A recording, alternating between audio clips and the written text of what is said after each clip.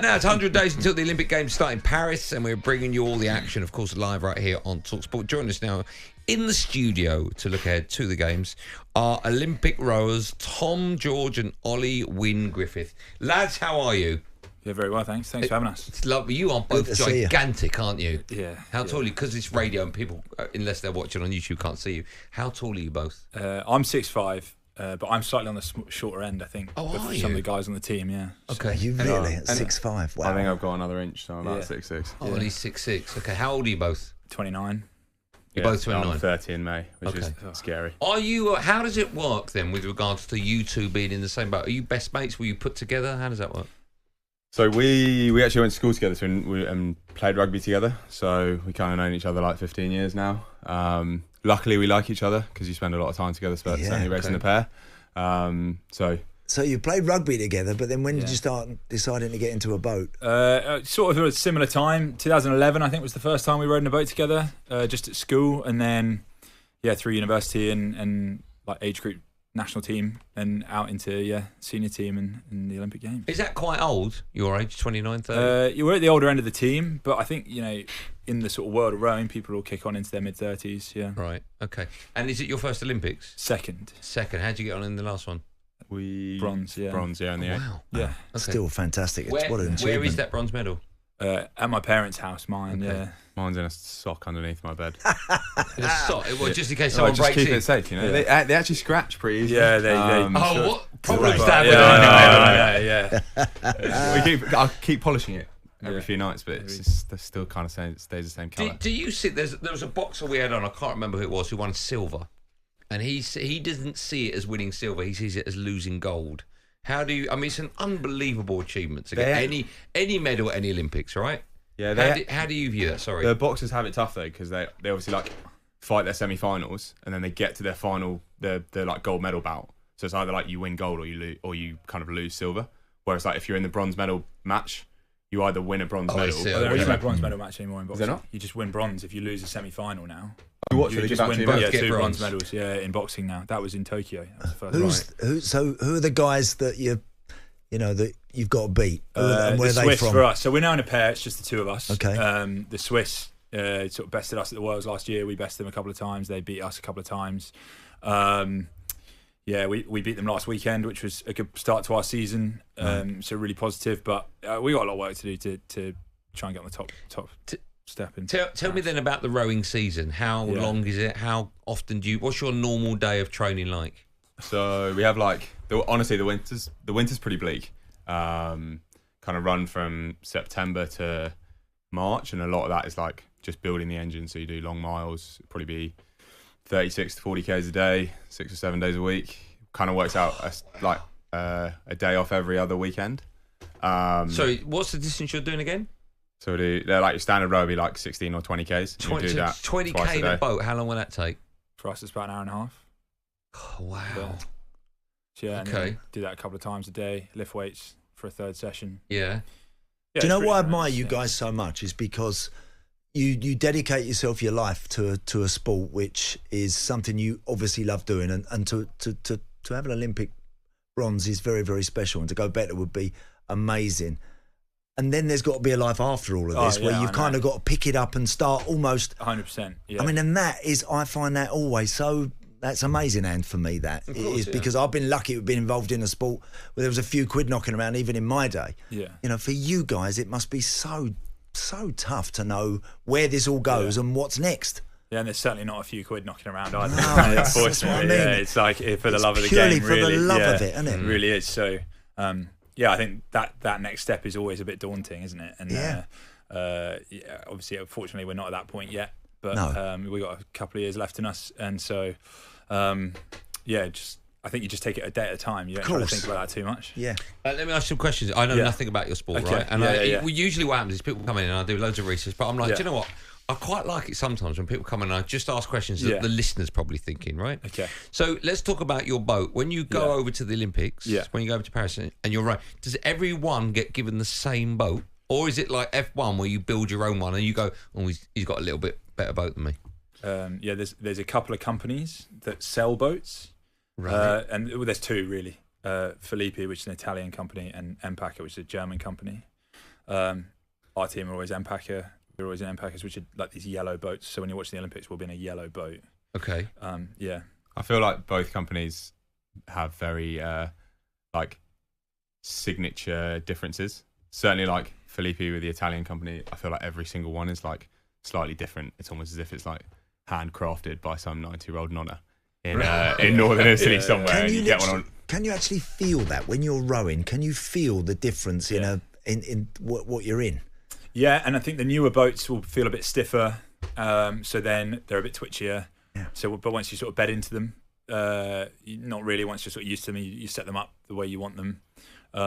Then they'll be pretty much the same. But there are certainly like some differences, especially year to year. They sometimes bring out a slightly different model, or It's always like getting a new set of golf clubs, or like getting a new set of boots. Like you almost probably don't like them the first time you use them because it's different and it's new and it's like almost less comfortable. But then you just kind of wear the shell in and like get used to the feel. I still don't like my golf clubs, and I've had them 3 years. Bad work, right? They don't like me either. Let me tell you. Do you like a golf club? You like the All, right? Yeah. Is it called the All? Yeah. Okay. Do you have your own personal one? Yeah. Do you really? Yeah.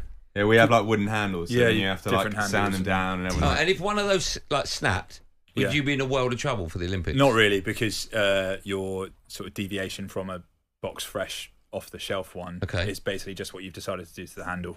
Right. And so you can either do that to another one, or I mean, for me, I just leave it alone. I don't really do much to it, I can just pick up one and go. But yeah, you have your own oar. One question, right? And sorry if this insults anyone. Okay. But your boat is coxless, right? Yeah. Now I think being a cox in the Olympics is possibly the easiest medal to get. Right. I think I know nothing about your sport. Yeah, right? no, fair enough. Yeah. But I think if there was a TV show like Going for Goldstein, right, where I was thrust into the Olympics and my only aim was to win a medal, you'd pick the cox. I'd pick the cox because this is you're going to tell me differently, but I see them just sitting at the end of your boat. You do all the hard work and they just count to 2 every so often. Bit steering, they steer the boat a little bit. How hard can that be? Yeah, not very hard at all, I'm sure. Is it the easiest gold medal to get? You've got to lose a bit of weight. Thanks very much. You've got to be down at 55 kilos. Yeah. You've got to be down at 55 kilos before anyone will let you near the boat. Okay. Otherwise, I got to be very careful. I'm very good friends with some coxes. I don't think I agree with your statement. Okay, but do you? You really? They can't walk when everyone goes on that podium and you two stand up there. I know you don't have a big, but it was you, and you're bound to get the medal on. Surely, when they're going up, you're like, "How have you done that?" Oh, but they're friends. They're part of the team. You know, they're good mates. So you don't really think of it like that. It's a shared experience. Right. What are they doing apart from steering? What are they doing? They make some calls. They're very much like they're like a jockey on a horse, right? Yeah, I'm like, selling it necessarily. If you got a slow horse, you ain't winning any races. Yeah. So you're kind of victim to the horse. As you're going along, they go, lads, I've got that restaurant soon. Exactly. And there's a club we can go to after if you fancy it. Yeah.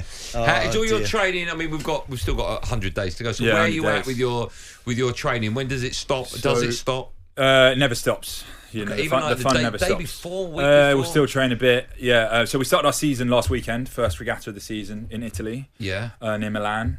And then we got the European Championships next weekend. Wow. So this weekend off in the middle, which is out in Hungary, and then we're back. We got about 3 weeks off. Then we have another regatta in Switzerland, Lucerne, Switzerland, and then we're just training. We're away on camp. The last month though, leading in, that's like we got altitude training camp in Austria. Then we got a little bit of warm weather in Portugal, which is quite nice. And then we'll come back. We've got about 3 days at home from when we go away to the end of the Olympics. So across 10 or 12 weeks, we're home for about 3.5 days. My goodness. And what's the funding like in your sport? Is it good? Just lottery funding, I guess. That's a good segue to what happened? Thanks to the lottery, the national lottery. Yeah. Obviously, without them, the sport doesn't exist, and a lot of Olympic sports don't. So, that's how it works.